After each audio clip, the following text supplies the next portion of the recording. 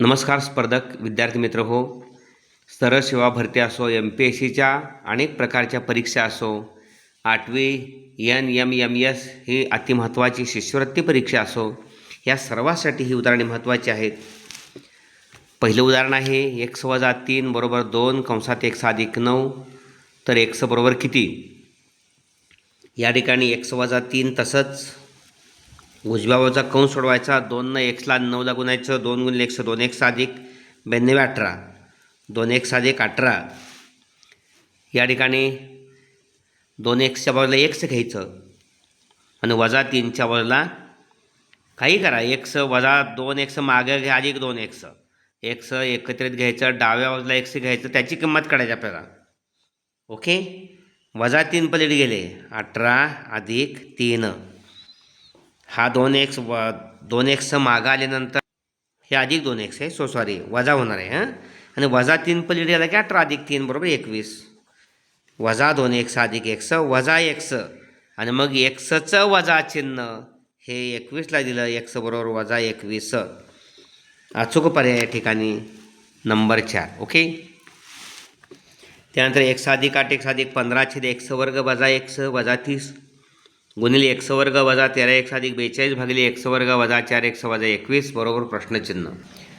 x² अधिक 8x अधिक 15चे अवयव स्थिर पद 15चे अवयव 5 त्रिक 15. का 5 त्रिक 15? तर 5 आणि 3 8. त्यामुळे याचे अवयव x अधिक 5 पहिल्या कंसात, दुसऱ्या कंसात x अधिक 3. x अधिक 5 x अधिक 3. ओके. छेदस्थानी x² वजा x² वजा x वजा 30 आहे. ह्या 30चा अवयव 6 पंचे 30. 6 पंचे 30 का? 10 त्रिक 30 का नाही? 10 आणि 3चा फरक 7 येतोय. आपल्याला फरक वजा 1 पाहिजे म्हणून 6 पंचे 30 गुणाकार 30 येतोय. फरक 1 येतोय. फरक वजा 1 येण्यासाठी वजा 6 पाहिजे आणि अधिक 5 पाहिजे. म्हणजे पहिल्या कंसात याचे दोन अवयव कुठले? x वजा 6 आणि x अधिक 5. x वजा 6 आणि x अधिक 5. ओके. त्यानंतर गुणिले इथं 42 आहे. 7 चुकून 42, 7 आणि 7 13. अगदी बरोबर आहे. दोघांची चिन्ह वजा. 7चं पण चिन्ह वजा आणि 6चं पण चिन्ह वजा. त्यामुळे गुणिले x वजा 6 x वजा 7. ओके. आणि इथं 21चा अवयव 7 त्रिक 21. 7 आणि 3चा फरक 4 येतोय. मधल्या पदाचे चिन्ह वजा आहे ना, ते मोठ्याला द्यायचं. x वजा 7 आणि x अधिक 3. 7 त्रिक 21 वजा 7 अधिक 3 यांचा गुणाकार वजा 21 आहे आणि वजा 7 अधिक 3 यांची बेरीज वजा 4 आहे. ओके.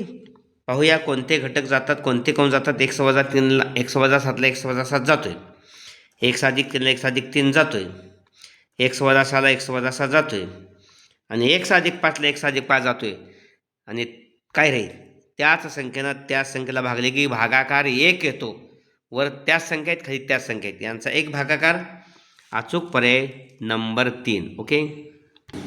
पुढचा प्रश्न आहे, एका वर्तुळाचा परिघ आणि व्यास यातील फरक 60 सेमी आहे, तर त्या वर्तुळाची त्रिज्या किती सेमी असेल? पर्याय आहे 14 सेमी, 28 सेमी, 35 सेमी. माहिती अपुरी. वर्तुळाचा परिघ 2 पाय आणि वर्तुळाचा व्यास d म्हणूया आपण. ओके. पाय d. फरक परिघ आणि व्यासातला फरक आहे.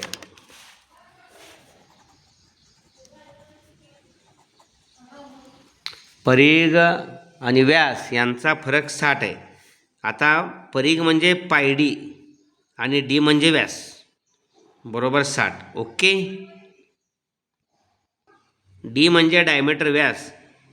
d म्हणजेच त्रिज्येची दुप्पट म्हणजे 2 पाय r. हा परिघ म्हणजे r काढायचं इंड्या म्हटल्यानंतर डीच्या भाषेत न लिहिता, डीचा वापर न करता त्रिज्येचा वापर केला डायरेक्ट. वजा 2r बरोबर 60. पहा, इथला 2r आणि इथला 2r सामायिक निघतोय. 2r सामायिक निघतोय. आत करायला पाय राहिला 22/7 आणि संपूर्ण 2r बाहेर काढला आहे. त्यामुळं 22/7 वजा 1. ओके. 2r याला गुणिले 1 आहे, तिथला 2r सामायिक काढल्यानंतर आत 1 राहिला, बरोबर 60. त्यानंतर 2r तिरकस गुणाकार छेद सारखा नाही, 7 × 7 22 × 22, 22मधनं 7 गेले 15/7 बरोबर 60. आपल्याला आरची किंमत काढण्यासाठी आपल्याला वाटचाल करायची आहे. 2r हा 15/7 पलीकडे जाऊन 60ला 7/15 होणार आहे. 15 × 1 = 15 × 4 = 60. 2r बरोबर 7 × 28 आलं, 28. आणि 2 पलीकडे जाऊन 28ला भागिले 14, अगदी बरोबर आहे. 14 ही त्रिज्या आलेली आहे. पाहूया आपल्याला 14 हा पर्याय त्रिज्येसाठी कुठे भेटतोय. पहिलाच पर्याय 14 सेमी. ओके, अशा पद्धतीने काळजीपूर्वक सोडवा, अचूक सूत्राचा वापर करा, उत्तर येणारच. प्रश्न आहे पुढचा. 18 मीटर व 13 मीटर उंचीचे खांब एकमेकांपासून 12 मीटर अंतरावर उभे केले तर त्यांच्या वरील टोकांना जोडण्यासाठी किती मीटर लांबीची तार लागेल. 18 मीटर आणि 13 मीटर उंचीचे खांब आहेत, एकमेकांपासून 12 मीटर अंतरावर उभे आहेत. पहा, या ठिकाणी एक खांब आहे तो 18 मीटरचा आहे आणि दुसरा खांब आहे तो 13 मीटरचा आहे. हे बी खांब आणि सीडी खांब, बीडी ही टोकं जोडायचे आहेत आणि 2 खांबामधलं अंतर जे आहे त्या 2 खांबामधलं अंतर आहे 12 मीटर. इथं आपल्याला बीडी काढायची आहे. या 18 मीटरचं खांबाचं वरचं टोक आहे, 13 मीटर खांबाचं वरचं टोक आहे. ती टोकं जोडण्यासाठी किती लांबीची तार लागेल. पर्याय आहेत 12 मीटर, 18 मीटर, 13 मीटर आणि यापैकी नाही. इथं आयत तयार करायचा आणि इथं नाव देऊया ई, म्हणजे सी डी ई ए आयत आहे. समोरासमोर भुजा एकरूप असतात. सी डी 13 आहे तर ए सुद्धा 13 आहे, 13 मीटर. संपूर्ण ए बी एक खांब आहे, तो पहिला उंच खांब आहे तो 18 मीटर आहे. यातला एवढा भाग हा 13 गेला, राहिला हा 5. अगदी बरोबर आहे. हे 12 आहे. ए सी 12 आहे. आयताच्या समोरासमोरील भुजा समान मापाच्या असतात, त्यामुळं ई डी किती 12. अगदी बरोबर आहे. आता आपल्याला काटकोन त्रिकोण इथं बी ई डी मिळाला, त्याची ही भुजा 5 कशी मिळाली. 18 आणि 13 गेले 5, 12 कसं मिळालं. आयताच्या समोरासमोर भुजा एकरूप असतात. पायथागोरसचं प्रमेय बी डी मध्ये वापरायचं. 12चा वर्ग कर्णाचा वर्ग हा इतर 2 बाजूंच्या किंवा काटकोन करणाऱ्या बाजूंच्या वर्गांच्या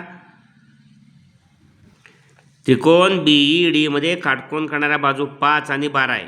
या दोघांच्या वर्गांची बेरीज म्हणजे बीडीचा वर्ग. पायथागोरसचं प्रमेय कर्णाचा वर्ग इतर 2 बाजूंच्या म्हणजे काटकोन करणाऱ्या बाजूंच्या वर्गांची बेरीज. 5चा वर्ग 25, 12चा वर्ग 144, 144 आणि 25 169चं वर्गमूळ 13. ओके, त्यामुळे बीडी 13. खांबांच्या वरच्या टोकामधील अंतर 13 मीटर. यस. पुढला प्रश्न आहे. x वर्ग वजा 7x अधिक 10 बरोबर 0 या राशीचे अवयव पाडा. हे अवयव दिलेत. हे 10 आहे ना स्थिर पद, या 10चे अवयव पाडायचे आपल्याला. मधल्या पदाची सांगड घालायची 7 बरोबर. अगदी बरोबर आहे. पाय दोन्ही 10. वजा 7 येण्यासाठी 5चंही चिन्ह वजा आणि 2चंही चिन्ह वजा ठेवणं गरजेचं आहे. का तर वजा वजा अधिक गुणाकार येतोय. पाय दोन्ही 10 वजा 5 गुणिले वजा 2 अधिक 10. x वर्ग वजा 7x मधल्या वजा 7च्या ऐवजी एकदा वजा 5x आणि वजा 2x अधिक 10 बरोबर 0. मधल्या पदासाठी फक्त वजा 7 साठी फक्त वजा 7x साठी फक्त वजा 5x आणि वजा 2x वापरले. 3चे 4 पद झाले. पहिल्या दोघातून सामायिक x निघतोय आत x वजा 5. दुसऱ्या दोघांमधून सामायिक जो काय असेल तो लिहायचाच आहे, परंतु समान कंस x वजा 5 येतोच. वर्ग समीकरणाचं खास वैशिष्ट्य हा x आहे ना, इथला आहे हा वजा 2. 2 सामायिक कंसाबदले कंस x वजा 5, दुसऱ्या कंसात x वजा 2 बरोबर 0. एकदा x वजा 5 हा कंस शून्याबरोबर दाखवायचा. x वजा 5 बरोबर 0, x बरोबर 5, x वजा 5 बरोबर 0, x बरोबर 5. ओके. किंवा x वजा 2 बरोबर 0 म्हणून x बरोबर 2. अगदी बरोबर. ओके. अशा पद्धतीनं वजा 2 पलीकडे गेले, त्यामुळे हिची उकल 5 2 किंवा 2 5. ओके. पाहूया.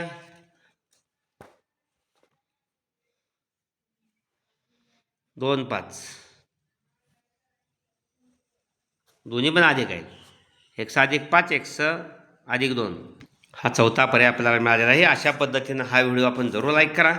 अशा पद्धतीचे स्पर्धात्मक महत्त्वाचे गणिते आपण दररोज पाहतो. यापूर्वीही पाहिलेले आहे. भोसले सर जाकले चॅनल सबस्क्राईब केलं नसेल तर जरूर करा.